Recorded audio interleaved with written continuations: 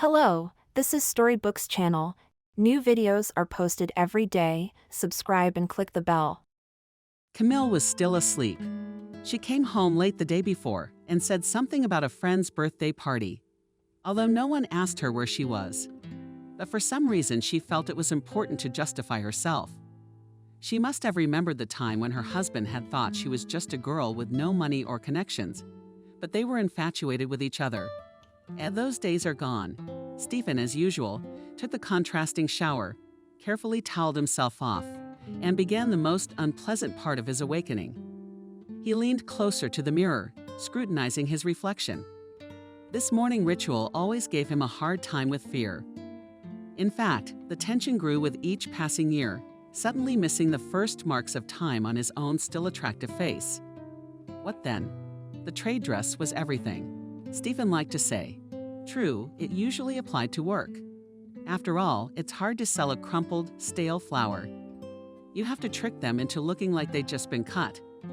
But lately, he'd been repeating this simple truth more and more. You have to work hard to stay young and beautiful. Stephen looked at himself again and grinned contentedly at his mirror double. Perhaps not a bad way to buy another day out of time. Well done, Stephen. Way to go. You can't hide your age, of course. It is 40 there is 40, and it is difficult to look like a reverent young man, but it is for the best. After all, you don't give young boys much credit, either in work or in relationships. Even girls, yesterday's schoolgirls, proudly declare that they like older men, but also properly older in their understanding of wiser, more reliable. And with money, of course. In general, it's a reasonable choice. A man in the prime of life. Here he is in his prime. All facial features are clear and yet not coarse. The contours are fine. The color of his face is fresh. A great beautician's work, of course. But he's doing a great job too. Regimen, discipline, and zero self-indulgence. That's the secret of his youth. He doesn't drink. Made himself give up cigarettes. Plus a healthy diet, a good night's sleep, and regular exercise. Sometimes, of course, you want to send all this rightness far away and eat to the brim. You can't have any junk food and drink beer. That's his job. It's his job to look good. And that is why he is a beautician and, of course, a hairdresser. At the thought of the latter, Stephen pulled himself a strand of hair to assess the condition of the roots. Yes, his refreshingly beautiful blonde hair had already grown back. Time for a visit to the hairdresser. As usual, Stephen said affectionately to Lisa her, and only her Stephen trusted with his hair. It is the 5th year, don't ask, Lisa. You know everything better than I do, he replied, giving the hairdresser one of his most charming smiles. You just do not overdo it, okay? Everything should look natural, as if you sunbathed at the beach, hair lightly burned out. Remember? I do, my good man, I do. Lisa ruffled his hair. Let's start with the deep cleaning. How's it going? Sweetheart, he waved his hand tiredly. Oh, Lisa, what can I do with such a job? Those who say it's easy to live off women are either cheekily lying or just don't know what they're talking about. He considered his job one of the most difficult in the world and was ready to argue about it with anyone who disagreed. For some reason, everyone thinks it's a good idea to be married to a well-to-do woman. Plus, a well-groomed lady is the jackpot of a lifetime. But Stephen knew perfectly well what these ridiculous rumors were spreading. Those who didn't even know the real truth. Stephen's wife Camille was rich. For that she should thank her ex-husband, who had not become greedy in the divorce and was beautiful enough for her mature age. But Stephen, with such a lady who provided him with a well-paid job, lived in perpetual fear that if he bored his beautiful wife, she would easily replace him with another. Which meant that he would fly out the door of her luxurious apartment without a cent in his pocket. The prospect is hurtful and humiliating, so whether he wanted it or not, Stephen found himself included in the pursuit of attractiveness. Cosmetologists, massage therapists, fitness trainers. All of this had long been a familiar, albeit expensive, part of his life. But outward attractiveness was not enough. Stephen learned how to give beautiful compliments without repeating himself. He perfected the art of lovemaking and even learned to watch with his wife her favorite melodramas. Still, he began every day with anxiety about the future, which was uncertain, as well as the present. They say teenagers are driven by hormones, and that's why their character is unhealthy, nasty to the extreme. But 18-year-old John was not an ordinary teenager. At least, that was what he had always been told by Emily, the expressively promiscuous neighbor of about 35, despised by all married women, mostly, of course, because it was the shameless and promiscuous Emily their husbands looked up to. Moving shameless Emily into their home was a real event. No one wanted to miss it, and the neighbors came out into the courtyard on various pretexts. Some pretended that he urgently needed to wash his car.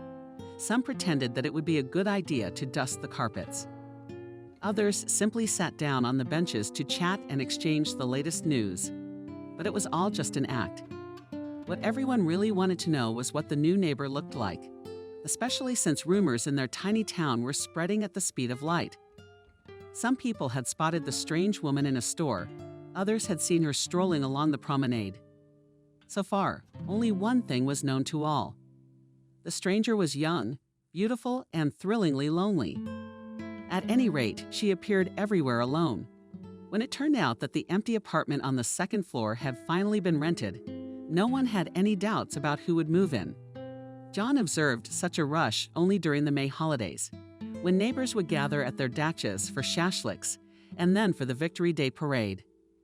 Back then, people were just as concentrated, scurrying back and forth up and down the stairs. Wives shouted something to their husbands from the balconies, and the husbands huddled together, discussing important matters. How much meat and booze to take to the cottage to make sure there was enough to go around. John never thought that such a festive rush could arise for what he thought was a mundane occasion.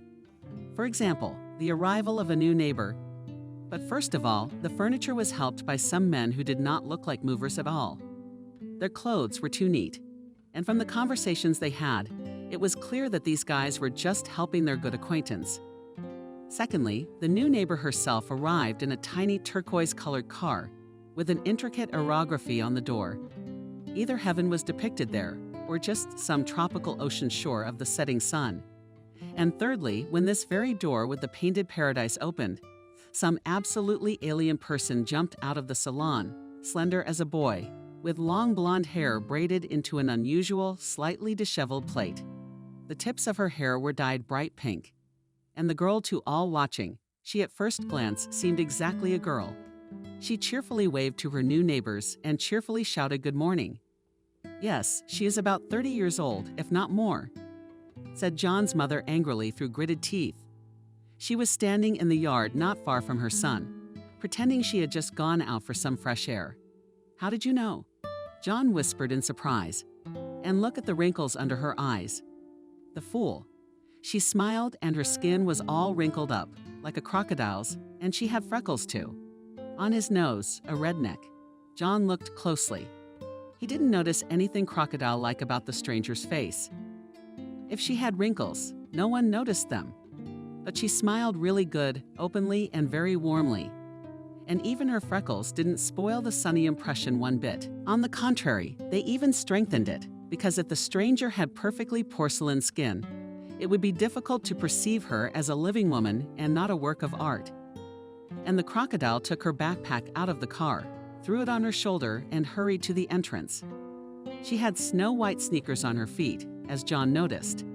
The men looked behind her, but quickly came to their senses when they heard the disgruntled hissing of their wives. The hissing did not cease even after a week since the epochal event. It was said that there was a brave man who dropped in on the new girl, offering to help her if she needed it. Nice neighbor. She politely thanked the brave man and offered him tea and buns. But then some neighbor inadvertently appeared on the landing.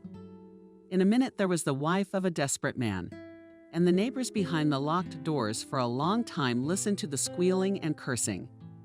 Their essence, of course, was to condemn unscrupulous women who do not have and cannot have husbands, and therefore offer tea to other people's spouses. The man's pliability and promiscuity, for which any lousy goat is ready to exchange his faithful, respectable wife for the first one he can find, was also a nuisance. There were scratch marks on the daredevil's face, as well as an impressive bruise. Under his eye have long served as a warning to everyone else. The new neighbor did not comment on the situation, which earned herself even more fame. Cheeky and seductive, all that we were able to learn. The name of this mysterious person was Emily, and she was, by all appearances, single. There were all kinds of rumors about her. Someone was saying that shameless Emily in her youth was a prostitute, and of the elite have saved up a considerable amount, which would allow her to live a very old age needlessly. Women especially liked this version because it allowed them not to envy their neighbor, to treat her with some indulgence. Others assured her that she still had some super rich patrons who paid her a decent monthly allowance. This version was less common, if only because there had never been any super rich patrons in their city. And if they had, they would have preferred to send their minions far away, so as not to be the object of gossip. But as was usually the case, surely no one knew anything. The human hive was buzzing, inventing more and more crazy theories. The degree of hatred was rising, and it seemed very strange to John. After all, Emily behaved very modestly, never once tried to flirt with other people's husbands. But on her way to the store, she always asked her neighbors if they needed anything. Did they need anything? When a lonely neighbor, the retired Camille, broke her femoral neck and fell in the hospital for almost a month. It was shameless Emily visited her with bags of goodies, and she also drove to the vet's stray yard cat, which somehow seriously bruised the cat needed surgery. And Emily, without saying a word, paid her to the penny, and then took the poor guy to her place. John, then a 16-year-old boy, watching the discontent of the neighbors, only wondered, why were they so unfair to this beautiful and kind woman? Were the women especially angry about it? And on reflection, John came to the conclusion that it was all about ordinary human envy. Their house, their neighborhood, though it was considered one of the most prosperous in the city. But in fact, the most ordinary people lived there. Women in their youth of first love were getting married at 18 to 20. By the time they were 24, they had a couple of kids. At 27, they thought they were out of circulation. They had tired eyes and early, calloused hands. They were used to thinking first of their children, then of their husbands, and only last of all of themselves. These women, until recently young and beautiful, were bending under the weight of self-denial, discarding in a kind of pagan fanaticism all that they considered to be either too much or too costly. Beauty, youth, health. By the time they were 30, they were already blurring. For a long time, they changed into tracksuits and tied up their dull, lusterless hair in ugly bunches. They were, on the whole, glorious women. They loved their loved ones and dreamed of a better life for their children. The only thing nature did not measure up for them was the smallest pinch of normal human selfishness. It was completely invisible, as long as everyone around them was like themselves. But when the shameless Emily, with her insultingly contented smile, delicate hands, and well-groomed hair, appeared in the house, the women were offended. They were even more offended when they found out that the shameless woman was 10 years older than they were 25. And it didn't occur to them that Emily was beautiful, not at all to spite them, but simply because she was used to spending time and money on herself without remorse. Emily wore youthful clothes, and the most unpleasant thing was that it suited her.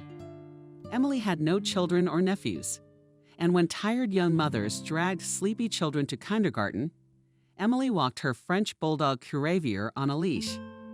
Emily also never lugged a bag from the supermarket, and not once did she look frowning, hurt, or tired. And that was a shame, too, because it turned out that you didn't have to devote yourself entirely to others, forgetting about yourself. I hated her. A prostitute like that, John's mother said angrily. She moved the rag around the windows in a hysterical manner. John already knew her well. If her mother was cleaning the windows, it meant that she was in a bad mood, to put it mildly. She usually left that tedious task to her husband or son. And if she had already taken up the task herself, that was it. The father in such cases had a premonition of bad weather and tried to sneak out to the garage early in the morning. The John, however, did not have such an infallible instinct of nature. So I had to observe the mother's outbursts of indignation and try to dispel them, if possible. Judging by the way my mother was furiously rubbing the window panes, it was going very badly. And of course, the sight of shameless Emily carelessly walking her dog. It didn't put her in a good mood, nor did it add to her worries or troubles. There's a lot of money not to take care of her beauty. It's all so bright. How can you do that in our dust? Only if you take it off at home and throw it in the trash. Because the cupboards are full of new stuff, but the old crap is still there. It bounces like a goat. Ah, it is disgusting to look at her. John glanced cautiously out the window from behind his mother's shoulder, and her neighbor was indeed wearing a shiny white t-shirt and pink jeans rolled up to her ankles. The sneakers were still defiantly white. The tight t-shirt John Emily liked the most stood out against the green grass. It wasn't that her neighbor's shape was astonishingly large. It was rather the opposite. The size could have been added. But it was so nice to see the flexible waist and tanned skin in a shallow neckline. Even from a distance, it seemed that Emily had a wonderful smell of purity and youthful freshness. "Get away from me. What are you staring at?" Her mother saw John staring at the woman and waved the cloth at him. "Get out of here. I don't want her to seduce the children, you rascal. Why do you all hate her so much?" John couldn't take it anymore. What does she do wrong? She's just living her life. What does she live on? Instantly the mother retorted. She turned to her son, and her face breathed such a fierce, unconcealed hatred that for a moment John was afraid of it. "I didn't. After all, she does not go to work, nor does she have a husband. But some men still go to her. They do, sometimes 2 a day. Now I see where she earns her bread." She looked hopefully at her son, expecting to see disgust or indignation on his face. Or better yet, both at once. But John disappointed her. He shrugged indifferently and turned away to the window. "But that's what mothers do for a living, isn't it?" He reached up to take the rag from her. "You go get some rest. I'll do the window myself. You don't want to clean the window. You want to look at that shameless woman. That's all we need. You'd better go get some bread. And take a bottle of sunflower oil." John obediently went into the hallway and fumbled for his dusty sneakers in the shoe rack. They had been banal white, but now they were an unusual grayish-brown coloration. Was this what it was like to walk through the dust of the city? Not in every city. That's what they have, you might say, the calling card of the settlement. John staggered slowly down the stairs, thinking about his conversation with his mother, about how little interesting things were happening in their town.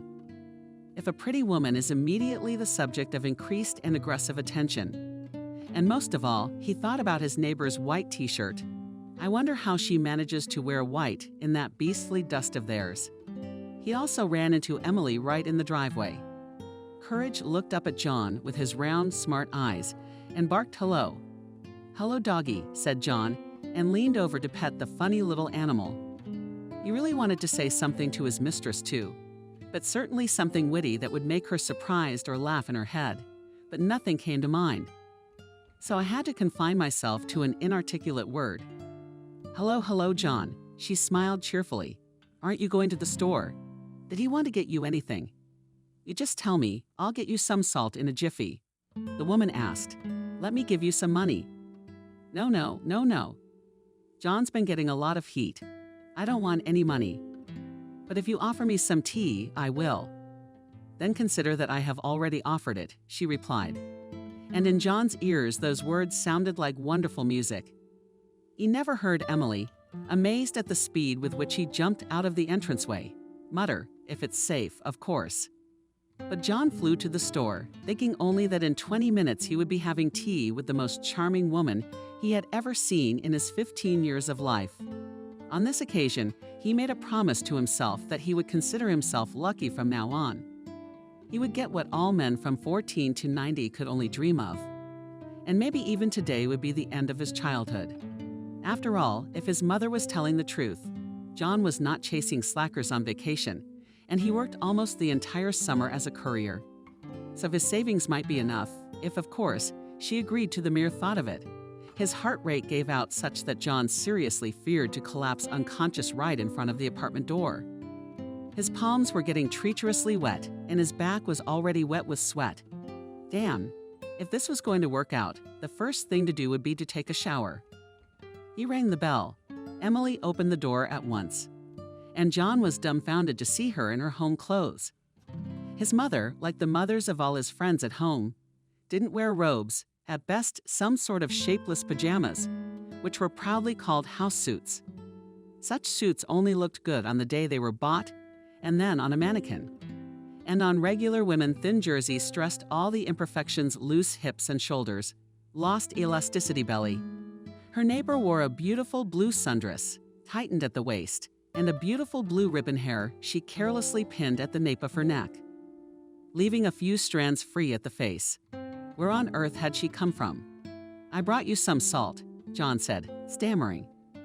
The thought of all the forbidden, adult things happening right now. Everything inside him froze.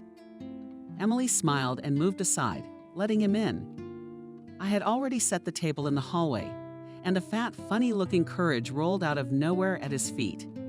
John blushed painfully, followed his mistress into the kitchen. Finding himself inside the cherished apartment, one-on-one with this vicious, exultant woman, he was completely confused. Until a minute ago, it seemed that he should just get here, and everything would happen by itself. But now he wondered if they would have tea, and then what happens? How does it ever happen with women like that? Do you have to tell her yourself why you're here? Or maybe she'll figure it out on her own. How do you negotiate the price? What if it's too high?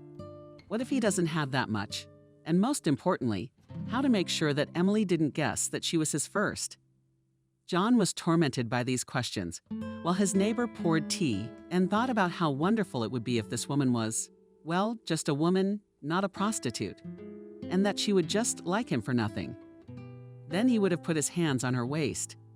Here she is right now, standing very comfortably with her back to him, and slowly kissed her bare neck, or maybe he could try it. And John, trying to keep the trembling in his hands down, moved closer and put his arm around Emily's narrow waist. Now he could smell her perfume. It was subtle, fresh, with a kind of elusive bitterness that made him want to lean forward and breathe it in completely. Emily froze for a second, but immediately flinched when she felt his hot breath on her neck. "Stand back," she said. "I'm going to spill the kettle all over him." He pulled his hands away guiltily. "Sorry," he muttered, feeling either hurt or ashamed. "It's just something they say about you, that I'm a prostitute, and men come to me." Calmly finished. "Emily, sit down, I know, sit down." John sat down and took the cup of tea in his hands. Emily's tea was special too. It smelled of some outlandish herbs and familiar lemon, and for some reason, a little chocolate and candy. "Not true, gossip," he said. "Gossip is always lying." The woman shrugged her shoulders. "But the man does come to me," she said, without the slightest embarrassment. "Only their interest in me is different." John looked at her with interest. Slowly, his composure returned to him. "Do you really sell moonshine?" he asked in amazement. Emily laughed. Her teeth were like pearls, big and smooth and shiny. "No, John," she said. "I'm a tailor making men's suits. I used to work in an atelier, but I make more money this way. Would you like to see it? Come on." She led him into a room where several mannequins were standing. One of them had an orange 1-inch ribbon hanging around his neck. There was a table in the middle of the room, littered with patterns, and a sewing machine by the window, where there was more light. "God," John burst out. Was it really that simple? Emily took an inch and deftly coiled it up. "You see how it is," she said. "They say it's not so easy. And in fact, it's very, very simple, boring. I even saw a movie with Monica Bellucci called Melina Herself. It's about that too, about gossip. Watch it if you have a chance, and it's interesting." John came out of his neighbor's apartment thoughtful and sad. And it was not that the shameless Emily turned out not to be a mysterious priestess of love, but an ordinary toiler. It was just that, for the first time in his life, he wondered how evil people could be. And because of his young age, he did not understand that their anger did not come from the heart, but from exhaustion and hopelessness. Since then, a kind of friendship had been established between the 15-year-old boy and the adult woman. John often stopped by for tea with Emily, and they talked for a long time. Little by little, John began to get to know her better, and now this woman's life, her way was becoming clearer to him. Emily was born far away from here in the lazy south countryside, where the snow fell a couple of times during the winter and melted the next day. But there were apricot trees, and their sweet scent mingled with the bitter smell of wormwood. The stars on summer nights were so low that it seemed that if you reached out your hand and took a bright sparkle from the sky, pin it to your dress like a brooch, and you be the prettiest girl on the street. "You know, John," said Emily dreamily, "sometimes I think that's why I became a dressmaker. It's because of this southern summer sky that I've been dreaming of a dress the color of night. And the star right here on the shoulder. I'd even learned how to sew." Because of that, the girl lived with her parents and grandmother, and then she had the whole little house at her disposal as a gardener. Just grandmother with age, it became difficult to bear the heat, and then her parents decided to move her to the cottage. It was cooler there after all. So as not to leave the old lady alone, they moved there themselves, especially since Emily wasn't alone after all. Across the street lived her father's cousin, Uncle Christopher, with his wife and Aunt Evelyn, and all their innumerable brood of 17 to 2 years old. At first, it was scary for Emily to spend the night, and generally live all alone in an empty house, but little by little she got used to it. And then she liked it. After all, there are many pluses to being completely free. Over time, Emily even began to take pride in the fact that she is now, you might say, all grown up. She even lived separately from her parents and didn't tell anyone where she went or what time she would be home, especially since there was always somewhere to go. She could drop in on any of her neighbors and stay up late talking, or if you wanted silence and solitude, you could just take a walk along the seashore. And it was during one of these walks that Emily met her Stephen. It was late autumn, she recalled, and it was windy. The sky was so dark, like seagulls scurrying back and forth before a thunderstorm, shouting from them. And suddenly I saw a long curly and skinny one sitting on the stones, as if he had not eaten for a month. I couldn't see his big eyes from the light. He had such long, thick eyelashes. I could write pictures of him and all of himself a romantic reading a book, and the wind flutters the pages. I thought for sure he was reading poetry, and he looked at me and smiled. And then the 17-year-old girl fell in love for the first time. As always at that age, without thinking, without calculating. And it seemed like forever. I thought it was over. My maiden freedom. What freedom is there when you're in love like that? Only to get married. Stephen, however, did not share her zeal. He thought her ideas were too simple and uncomplicated. Emily's idea of life. The boy turned out to be ambitious and decided that his place was in the big city. That's where the future was. Emily said as he kissed the hair of his beloved, "We cannot stay here, we will be like Uncle Christopher. Is that really what you want?" Emily shuddered at these words. Uncle Christopher was a frail little man, barely over 40, but he looked to be in his 50s. Alcohol and lack of demand were the culprits. He used to work in a horse club, and nobody knew better than him how to get along with any horse, even the most recalcitrant one. He taught kids to ride, and he was well paid for his skills. But then some of the local bigwigs bought the club and offered Uncle Christopher to teach riding to his bigwig buddies. Uncle Christopher couldn't bring himself to agree. He hated the suddenly rich, yesterday's hooligans he grew up with on the same street. But all of a sudden they started building entire palaces for themselves. Although yesterday they were caught shoplifting, so Uncle Christopher was out of work and started drinking. His wife, Aunt Evelyn, was once rumored to be a beauty. But it was impossible to see the old beauty in the now immense aunt with a big dark wart on her nose. She had once worked in a cafe, but when she realized that her husband could no longer find work, she took up baking to order. Her aunt always wore an enormous robe, stained at once with both dough and cream stains.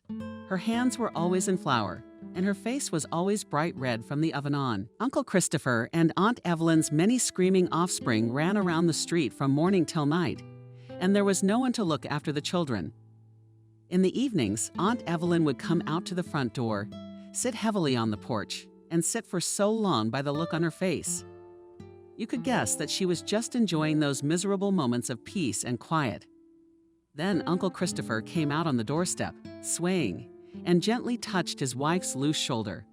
let's go to bed," Evelyn said softly, and the woman would rise from the porch and go into the house. Emily's heart clenched with pity for this exhausted woman, who must have long ago forgotten both that she was a woman and her own, unrelated to the welfare of the family, desires. The words, "I want," had no place in her life. There used to be, of course, but they had been superseded, wiped out to blackness, and then to complete invisibility. There was only one solid thing going around. I must. As Emily was telling me, I went up to her one day and asked Aunt Evelyn if you needed any help. I can knead and roll out the dough and make the cream so it will be very tasty. Or if you want, I'll take care of the younger kids and go to the sea. And you'll feel better. And I'm telling you I understand all this myself. I'm talking nonsense. It's not the right way, not the right way. What's the right way? I don't know. Evelyn looked at me like she didn't understand what I was telling her. She grinned and said, "You'd better go for a walk while you're young, but don't rush to get married." And that's where I came from.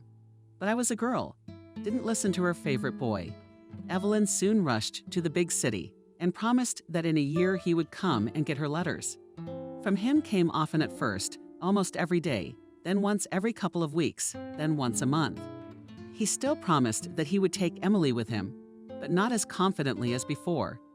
The tone of the letters suggested that Emily was no longer the beloved girl he longed for, but something of an obligation. In the end, without waiting for the end of the year, Emily herself went to her lover to sort things out. But when she arrived, she did not find him at the address on the envelope, or rather, no one opened it for her. The neighbor told her that the boy rarely came home. Emily sat on the steps for almost 24 hours, waiting for her beloved. When Stephen finally showed up, he was noisily happy to see the girl. "Let's go home," he announced. "What about it?"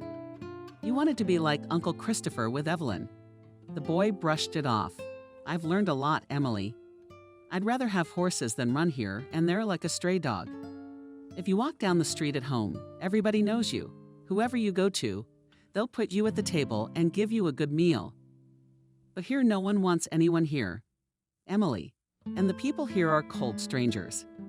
They look well-dressed and speak no nonsense, but their eyes are as empty as glass. And what did you agree to?" Asked John agreed. Emily sighed. "And we went back to our streets, to our acquaintances, to Aunt Evelyn and Uncle Christopher, married almost immediately. Stephen was my husband's name. I must have told you, he was happy. He got a job in a beer drinking store, started selling beer, and he made a decent living. Drunkards will give their last for a drink, so I didn't sit idle. I learned how to sew. We were thinking about kids, and I didn't want to rush, probably because I'd seen too much of Aunt Evelyn. Anyway, we lived peacefully, but it was kind of boring. It was a sleepy town, but there was some excitement as the season began. And from autumn to late spring, it was boring. We were both at work during the day. We'll have dinner together in the evening. We'll watch TV, and then to bed. Weekends at the beach, if it's summer, or, to the movies. And I'm so bored.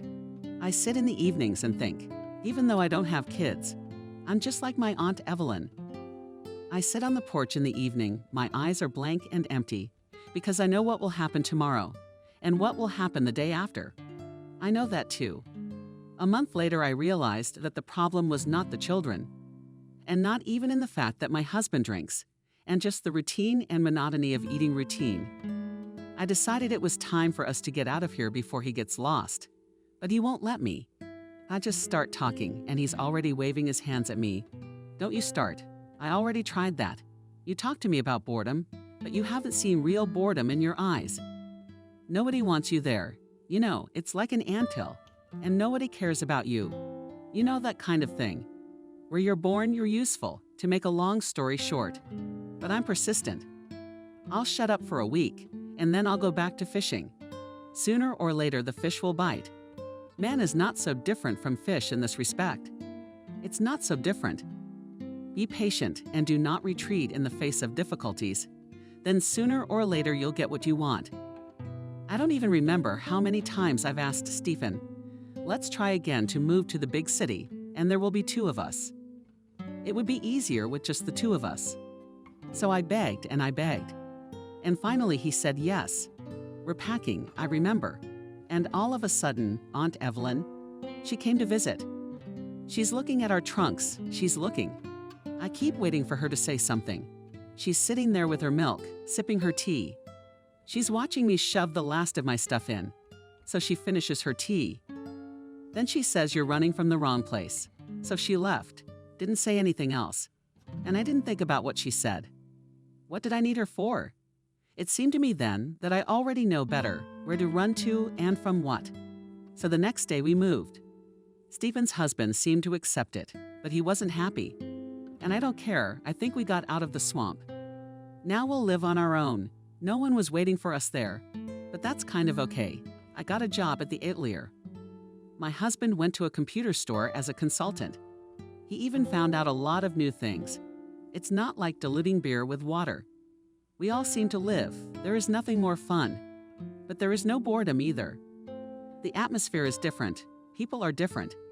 Yes, the time will pass until you get to know the city. And people are just active there. They run around so much. All on the run. And most importantly, all the time they have some business. But we were used to live in such an eternal relaxation. Well, in general, it was not bad. I have, however, began to realize that my husband is not the same passion. And we are with him, that is, in different directions. Even in the simplest things. Before, we slept under one blanket, and it was good for us. And here we go back to our own place. As you know, silkworm caterpillars, and everyone sits in their own cocoon. I even began to think that maybe it's really time for us to have a baby, and we'll have this kind of shared care. It also brings us closer. But I guess I thought about it too long. Quicker to think was necessary, because my husband in this life have appeared quite other interests not related to me. Rumors started to get to me because my atelier was right across the street from his store, and there on the first floor of the cafe was a snack bar. The girls from the atelier used to run there for snacks. They told me an amazing story that my virtuous husband found a girl, and he said, well, very young, maybe 18 years old. And I was already in my 30s, so it was a shame, really? Well, pretty as a doll. I've seen her face narrow, but her eyes. I'm not lying. Half a face, and blue. It's an eerie clear color, even. Lips in a bow, hair red with gold and long down to her waist, shorter and curly. She's a beauty beyond belief. Where do I come up against her? John, admiring Emily, thought she was wrong. He himself had never seen a woman who seemed more beautiful to him. In the meantime, his neighbor continued. He's crazy about her. He comes home, he looks at me, and he can't see me. I try to tell him something, but he doesn't hear me. Then he wakes up, and he realizes I'm here. He looks at me and is surprised and asks, did you say something? Emily, I endured it. Then I went to my husband's store and she saw me. Scared, of course. But I'm a grown-up. What am I to do with a little girl? She had nothing to be scared of. Stephen got all worked up at once, probably thought there'd be a scandal. But I took the girl aside and quietly told her that you don't like yourself so much. You're so beautiful, so young, and you go out with someone else's husband. Don't you think there's a single guy for you in such a big city? Or do you think it's Stephen who's walking out on me? He won't be from you. What about her? John asked. Emily smiled. Well, she burst into tears, of course, up to her swollen nose. Maybe she was ashamed, or maybe she was angry at me and him. I took her to that coffee shop on the first floor. I took her some coffee and a cake. Well, I felt sorry for the girl. She was so stupid. What should I blame her for? Who can't do that when she's young? So she calmed down and stopped sobbing. And then she told me. She said she loved Stephen, but it was understandable. And that he loved her too. And that was understandable too. And the next part was interesting. He says he wants to leave. Yes, but he can't dare to leave me, because it turns out I don't work and never have. And I don't work because I'm sick to the core. And he supports me. And then I get this miracle with a swollen nose. And he says you're going to die soon anyway. So at least let him be happy. That is, Stephen told her that his sick wife had no more than a year left. and then they would get married. So I'm back home in the village, and I don't know what to do. I'm sitting in all the house I've left behind. I remember all the silly things that pop into my head about how the apricots must be ripe and sweet as honey. I remembered that Aunt Evelyn knows how to bake such baklava, and that I have never tasted anything so delicious in my life. But I was such a fool not to ask her for the recipe. For some reason, I remembered my aunt, and so I wanted to talk to her. I wish I could hear her voice. I do not know how I got her phone number. I call. Aunt Evelyn recognized me right away and started asking me where I lived. How? Of course, I started to tell her about it, and what a beautiful city it is, and what a view from my window. And my husband and I live well, and a lot of work, and a lot of money for it paid. So I lied long and inspired. And in all that time, Aunt Evelyn didn't interrupt me once, and then she waited until I had closed my mouth for a minute to say something without any preamble. Now tell me the truth. I had to tell the truth about Stephen, about his beautiful mistress, and what he told her about me. But I'm crying and crying. Why am I crying? I don't understand. It's not that I was hurt that my husband went on a spree, but the fact that I'm so many years for the family tried to get used to somehow. And then a girl singer came along and threw me in the trash like garbage. Aunt Evelyn tells me, remember, I warned you. Don't rush, you're a married girl. So you didn't listen to me, you married the first one who looked. Come on, let's not talk about it now. What about you? If you love your husband, don't give a damn. He'll get married and come back to you. But I'm telling you right away, he'll go back to you. That's for sure. If you don't love him, pack your bags. You don't need him. My aunt was always so reticent.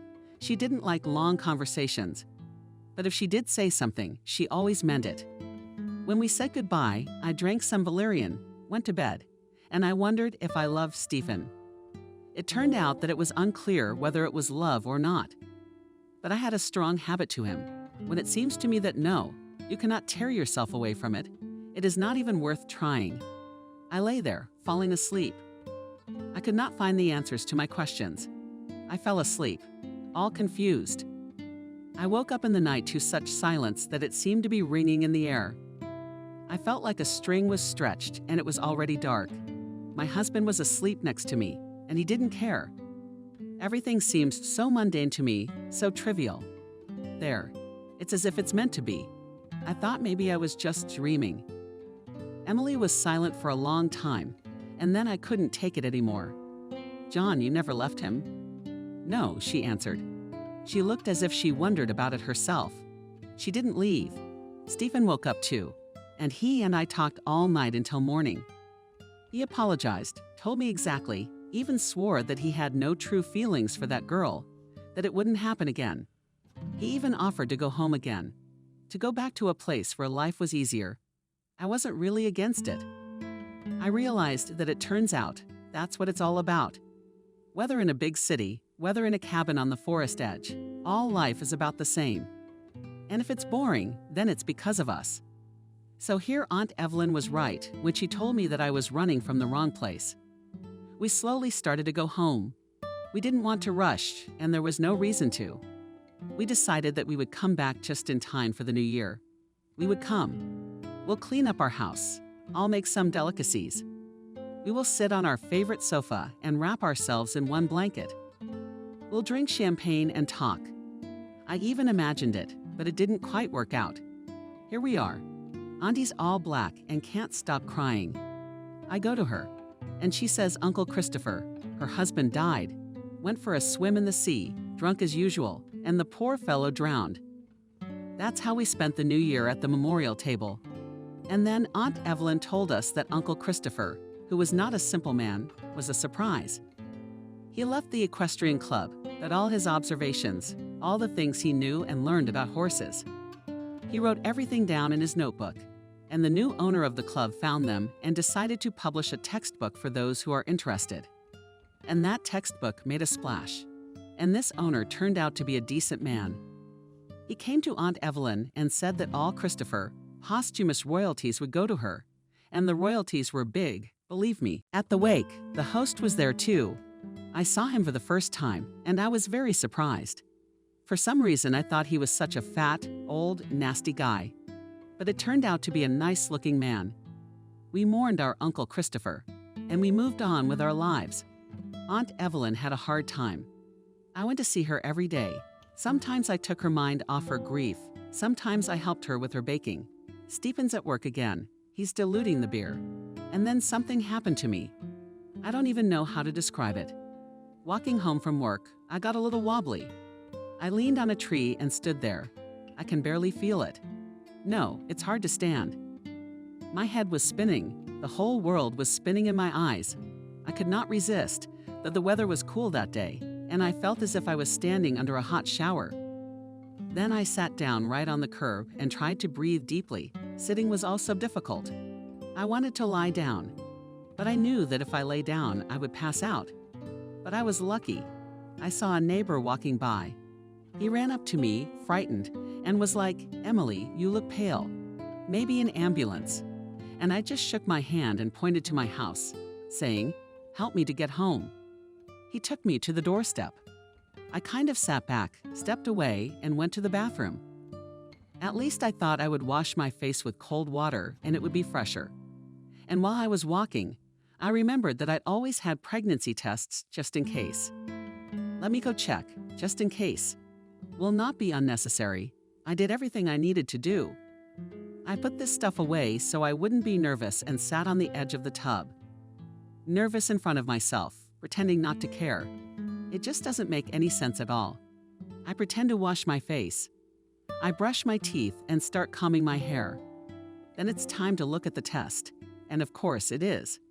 The 2 stripes are greasy. That clear? I'm glad I'm not you from now on. And I still can't understand it. It's not that I'm even happy, but I just can't understand it. Mom, I'm like, what is it now? What should I do now?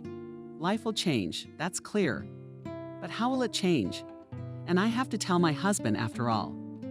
Anyway, I'm going out. From the bath with the dough in his hands, I hear, "Stephen's already at home on the phone with someone." That's good. I think I'll make my husband happy. I'm tiptoeing around the room so I don't make any noise. And I can't figure it out, whether to tell him right away or just show him the test. And suddenly I hear my spouse, the one who swore fidelity to me, says to someone that you, "Kitten, are you crying?" I had to go back. But you know, I have a sick wife. The climate here is good, the doctors say so. But who am I to argue with doctors? They are not fools who know what they recommend. So we moved back. And then she wanted to come back here herself. She wanted to be buried in her homeland. It wasn't long before we found a place in the cemetery. And when we bury her, we'll get married. The main thing is that I'll get her house. And the dacha too. In time, you'll want to move here. No, once we sell everything here, we'll go to your place and buy an apartment and live there. That's how it is. They're dividing my inheritance there. And I was just about to congratulate my husband on becoming a father. I went up to him from behind and said quietly, "You can't wait. Bastard, and your woman won't wait. Pack your things, and don't let me see you again." Stephen jumped at my words. He had round, bad eyes. "You've got it all wrong. I'll explain." "That's not true at all. You're just hearing things." I didn't say that, and my own eyes were running around, looking for something to latch onto. And there he stands, shaking, afraid. And I was laughing. It became funny and light and easy, as if a stone had been lifted from my soul. I was even grateful to him for this setup. I wasn't lying, and he finally got up the courage. He looked me in the eye and smiled creepily.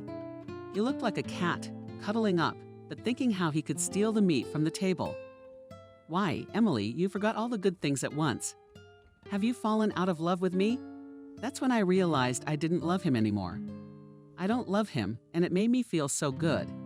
I'm standing there laughing, and I'm thinking to myself, how lucky I really am. I have a good job. I have a place to live where the child will soon be. I got rid of a scoundrel of a man.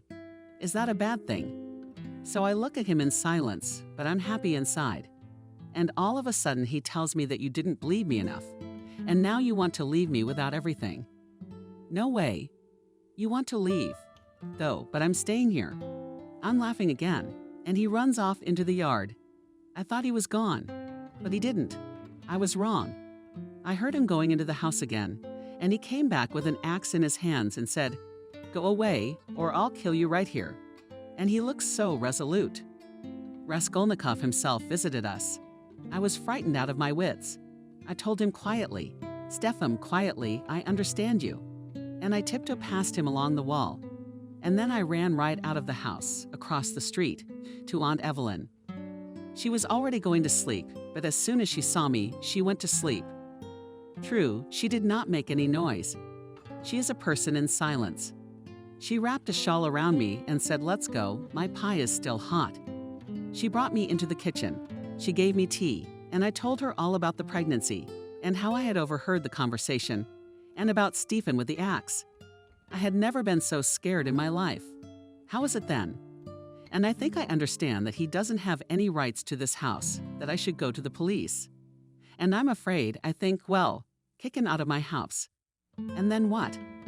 I'm going to stay locked up in the house and not show my face outside. If he catches me with an axe somewhere, you'll never find the end of it. You'd have to prove it was him. Aunt Evelyn listened to me, and then she said, "Okay, you can stay at my place and go to bed, and then we'll see what to do." And so I did. I woke up in the morning, and it was so weird. My whole life had been turned upside down. And morning came, as if nothing had happened. The sun is shining in the sky, birds are chirping. I got up and my head was empty. I can't live with Aunt Evelyn forever, so should I go back to my parents? But then I realized that I can't. Where would I go to them? Scare them with my problems?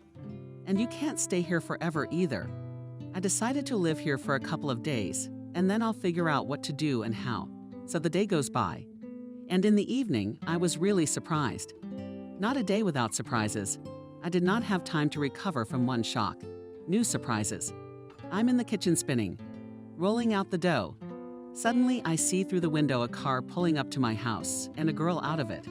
She comes out, her back to me. I can't see her face, but I can see enough to deduce. The tall, red-headed girl was the same one Stephen was having an affair with at the time.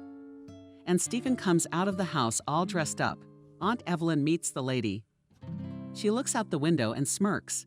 And nothing more whipped cream. I didn't know whether to cry or laugh at the insolence. And then a day or two passes, and the beautiful girl does not leave. Yes, in fact, in my robe comes out of the house to meet Stephen from work and go for a walk. So I look, and she is wearing my familiar dress. I don't even know why she needed it. She didn't look like a beggar. And Aunt Evelyn looked at this red-haired wonder of nature. Then she winked at me and said, "What a fool your Stephen is. He's got himself an old lady." I'm so shocked. I said, "What are you doing, Aunt Evelyn?" She's young. And Aunt Evelyn says to me, "You do realize that my senior doctor does plastic surgery on all kinds of old ladies who wants to be rejuvenated. So this young one of yours is a regular client of my surgeon's. My daughter came to visit, complained about this woman, showed her pictures, said, 'Mom, guess how old she is?' I then also decided that maybe 20 years old, and my daughter enlightened me, said my mother is 45. She already has grandchildren growing up, and she still wants to seem 20 years old. Her son looks older than her. I didn't even believe it. It turns out that this fairy has a grown-up son and grandchildren too. And Auntie still decided to finish me off, continues. And her ex-husband is also familiar to me, not distant. He is the owner of the local equestrian club. Here I was almost ready to faint. It's a miracle, isn't it? Of all the variety of women, my Stephen had to choose such an interesting specimen as a mistress. And he tells me what you should do, go to your parents. And I'll talk to the owner of the club, let him influence my ex-girlfriend and your Romeo. I tried to refuse, but then I decided to go, and I decided that I wouldn't tell my parents anything. I was just going to pretend that I was visiting, that's all. I thought I would live in nature and breathe in the fresh air. I didn't expect anything more, but I didn't know my parents that well. They thought they bought a ruined dacha somewhere. I couldn't stop crying. I thought I'd come over. I'd see my dad fixing something there, and my mom was growing cucumbers and tomatoes. Aha, I come so, and they have a paradise and the seashore from a window, and a garden all blooms fragrant in a garden armchair, stand a hammock for the grandmother, have hung swings for Mom. Father even arranged the fountain himself and the goldfish they're launched. Grandmother then swings in a hammock, reads books, then stands up and goes to feed the fish. But that's not all. My grandmother's neighbor decided to marry her. A noble man, a researcher, studies butterflies. Grandma, of course, as a decent girl, does not agree at once, and the eyes then makes and invites to look at the guests. I laughed and amused with them. They are so touching and sweet. They are grown-ups and not even young, and so much awe as if just the first love of their grandmother's gentleman came in the evenings, and he wooed her so well. That modern men could learn from him. He would bring her a basket of apples or peaches or some delicious honey, and a bouquet for sure, and not of store-bought half-dead flowers, but of real field flowers. You take them in your hands and feel so fragrant. Every day he picked them himself for his beloved, and Granny sets a table in the garden with a samovar, beautiful cups from the service, dried jam, buns, beauty. Here they sit in the garden late, talking about art, about painting. Our elderly young man reads poetry to his grandmother, then they walk together along the alleys or go to the sea. He holds her hand gently, and Grandma, in a wide-brimmed hat, is barefoot along the shore. I was watching their romance like a movie. You can't tear yourself away. You're already so curious. What's going to happen next? Well, 3 days passed and I had to go back, and my reasons for doing so were not boring either. One morning, a dark gray SUV pulled up right outside our fence. The owner was the owner of the equestrian club that my late Uncle Christopher hated so much, but he was a decent man. And so he came up to me, even bowed, and introduced himself slightly. My name is Robert. He was all dressed up in a suit and tie. And I'm like in the dacha. People are dressed in whatever is not spared, not wearing makeup. Even my hands are smeared with berry juice. I gathered for jam, but it's like he did not notice anything. And he treats me as if we were at a party with him. He tells me you, Emily, can go back to your house and live there without fear. Neither your ex-husband nor Camille will ever bother you again. If you wish, I am ready to take you back right now. I did not believe him. Take him, I said. And so he brought me home, and there, not just no ex. The plate-bands on the windows were painted. In the kitchen, a new stove stands, and a small room in the nursery converted crib toys. Well, I think Aunt Evelyn is doing wonders. What connections do you have? And Robert took me by the hand and he says quietly, I want to apologize for my ex-wife Camille. We broke up a long time ago and she probably got tired of being alone. So she started looking for a life partner. Don't be angry with her if it is in your power. Especially since I understand that you and Stephen have already broken up. I nodded. And myself waiting, what's next? How did you feel that he is not all yet? And I guessed. He thought for a while, and then he says, can I invite you to dinner tonight? I feel like we'd have something to talk about together. I heard that my father is taking care of your grandmother. Emily shook her head and pulled herself up. I'm boring you, John, she asked. We've been talking. What happened next? Impatiently, John asked. The story dragged him along. He couldn't wait to find out how it ended. And then it was very simple. The woman smiled. Robert and I were soon married, and I gave birth to 2 first-rate boys in due course. My grandmother, after a good deal of abuse from her beau, agreed to marry him. Aunt Evelyn became a successful businesswoman. She opened her own bakery, and now her 2 daughters work for her. But soon she'll have to hire someone else, because there are so many orders and not enough hands. And Aunt Evelyn is going to publish a book of her author's recipes.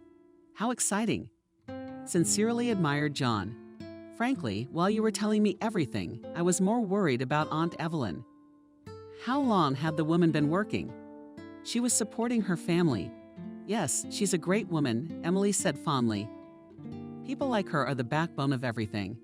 And your ex-husband, Stephen, do you know what happened to him? Well, it's a little funnier with Stephen. He married that Camille of his. It wasn't until after the wedding that he found out about his wife's true age, and that she had a grown-up son, and even a couple of grandchildren. This, of course, offended him terribly, and it was even rumored that he wanted to divorce her. But Camille turned out to be a shrewd lady. She gave Stephen a small business, a few flower pavilions. But the gift was very conditional. In other words, she made him manager.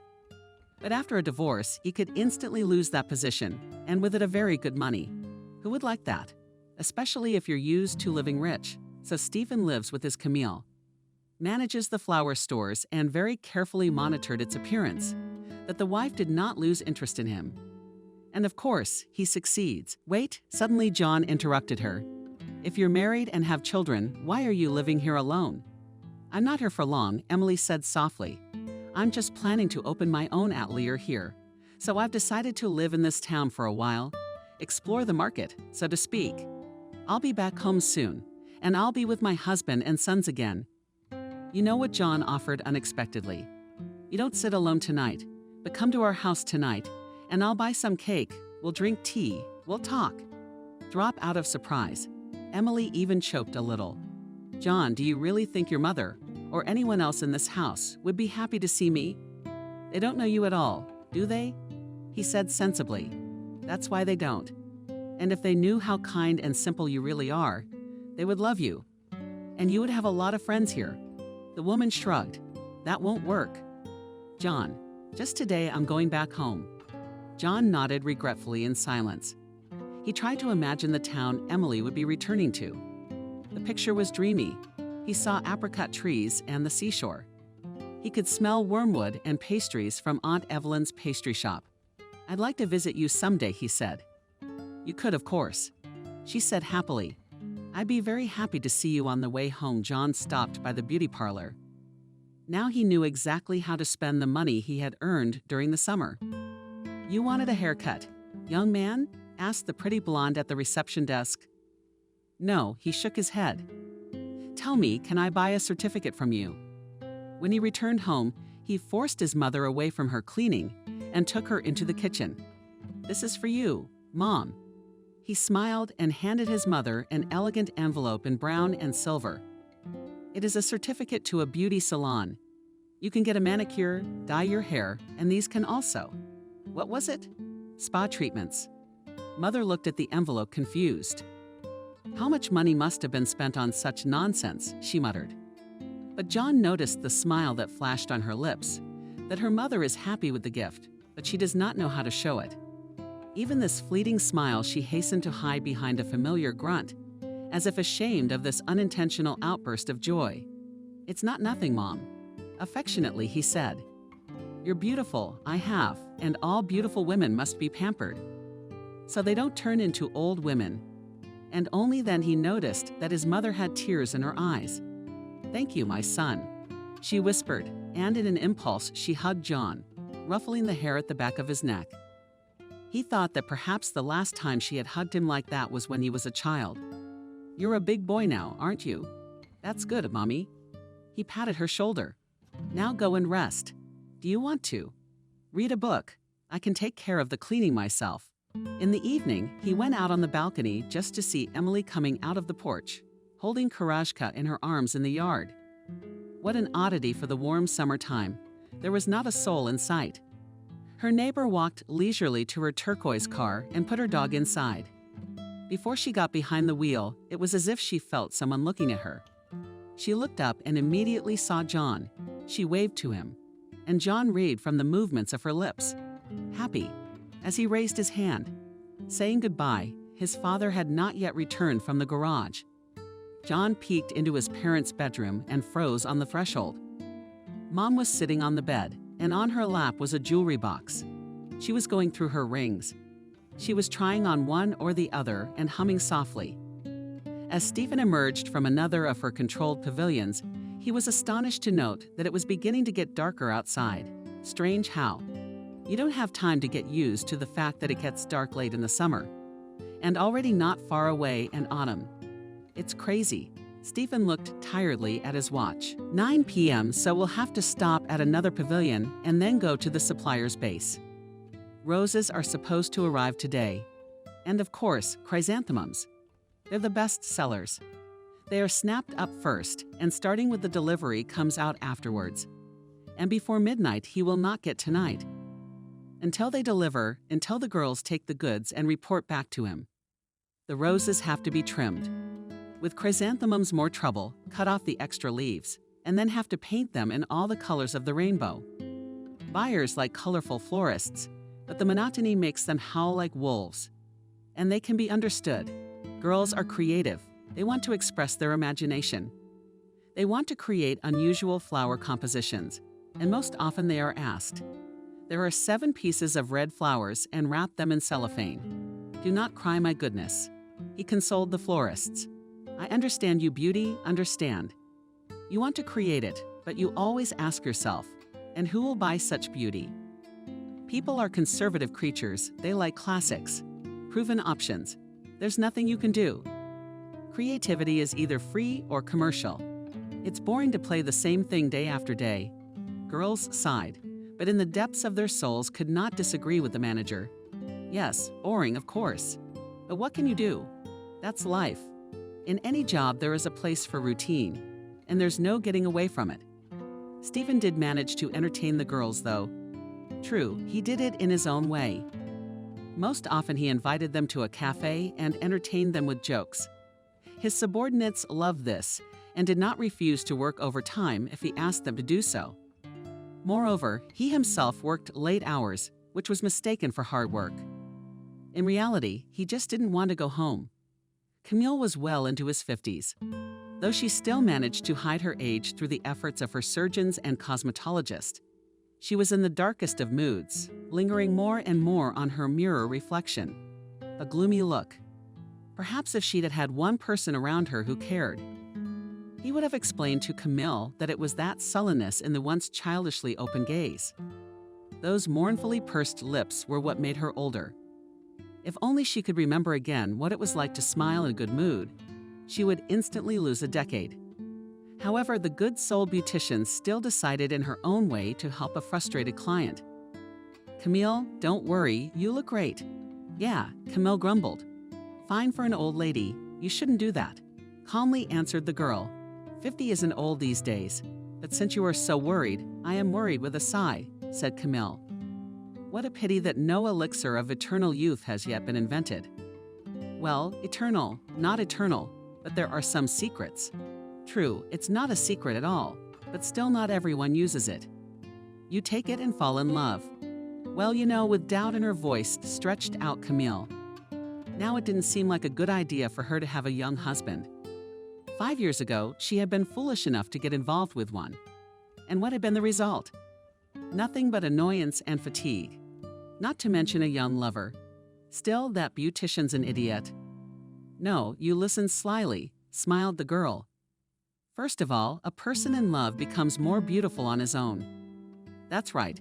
Our hormone works all that blush on the cheeks, the sparkling eyes. It's worth it. And then, have you ever wondered why older men like younger men? Because old goats want young, fresh cabbages. Camille replied grimly. That's right. And why is that? Just a manicured finger flew up. That it is a kind of recharge the energy of youth, you know. And death from a massive heart attack during lovemaking is also from feeding off the energy of youth. And you do not bring it to such fanaticism. The girl was not confused. Why get so carried away? Keep within the bounds of moderation, and then you'll be fine. Camille sat sullenly in the car for a long time, staring at herself, so she had to fall in love. Well, one of her acquaintances was a big fan. She said something about a new nightclub opening in town. It might be a good idea to go there one of these days. After all, no one's forcing her to have an affair with anyone. You'll see, you'll like Camille, excitedly said Jenna, dragging her friend by the hand through the narrow and winding corridors of the nightclub. Look, why are the aisles so narrow in here?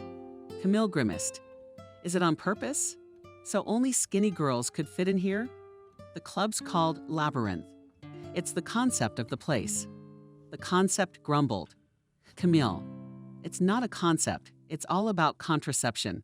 The couple wants to cuddle. Where do they go? You can't fit 2 people in here. Come on, Camille. My friend laughed. What are we, teenagers, making out in the halls?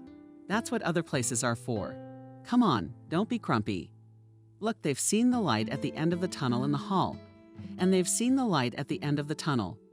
Camille sighed in relief. The room was made in the style of a shipwreck. Corals and innumerable shells covered the walls on screens disguised. Sea waves could be seen under the illuminators, and from time to time shoals of colorful fish swam by. Dark, artificially aged barrels were set up in place of tables. "What is there to do?" Camille asked, cautiously lowering herself onto a rickety stool. "To rest." Jenna smiled and tapped the barrel. A waiter in a Jack Sparrow costume immediately appeared nearby. "What the lovely ladies desire," he smirked. 2 dark rums commanded Jenna doubles. "I don't like rum," hissed Camille. But then out of the club's twilight, a silhouette of someone stepped toward her, dancing in a bassy voice. He asked, leaning toward the woman. Camille looked into the stranger's face and was instantly drowned in his gaze, deep as the ocean and intoxicating as dark rum. That evening she returned home, cheerful and a little drunk, and absolutely certain that she was beautiful. Before going to bed, Camille gingerly looked in the mirror and suddenly saw a delicate pink blush on her cheeks and sparkling eyes. After all, the beautician was no fool. The change in her mood did not escape her husband. Camille suddenly started humming, smiling, even joking, and generally showing signs of a good mood. She also stopped letting the phone out of her hands and blushed like a girl every time she received a new message. I don't think they were messages from Banks. She had a lover, Stephen thought, and noted that he didn't really care if it happened sooner or later. And all in all, it wasn't a disaster, especially since Stephen was clearly not holding on to this marriage out of tenderness. His motives were of another purely practical nature. He had recently visited his hometown, and he had heard rumors that Emily was quite happy in her marriage to the owner of the equestrian club, and had also given birth to twin boys. That's why it was a shame. Stephen was not so stupid as to be offended by his ex-wife. Certainly, Emily was not guilty of anything. He had nothing to be guilty about. Rather, he was angry at his fate, which he felt had deceived him. He had tried to arrange his life in such a way that everything was peaceful, stable, and in the end, neither of those things. Maybe the point is that you can't let your stability and peace of mind depend on the whims of others. Who knows? But that seems to be the point. As soon as I get home, he promised himself, I'll go online right away. Time to look for a new job at Aunt Evelyn's pastry shop. There was a cheerful buzz today. Aunt Evelyn's birthday was always celebrated in style, and even in a peculiar chic way. For example, today all the pastries were exclusively French and made according to some ancient recipes. And in the evening there were fireworks in honor of the birthday girl. Emily was pleased to note how much prettier Aunt Evelyn had become since she stopped standing around the clock in front of the oven breathing heat, but no one would call her fat. There was not even a memory of the wart, and her complexion was fresh, with a slight golden blush. Emily glanced quickly at her grandmother, who gave her a conspiratorial wink. The most important event of the holiday was yet to come. Today, Aunt Evelyn was going to announce that after 5 years of widowhood, she was going to remarry. Her chosen one was a respectable man by the city's standards.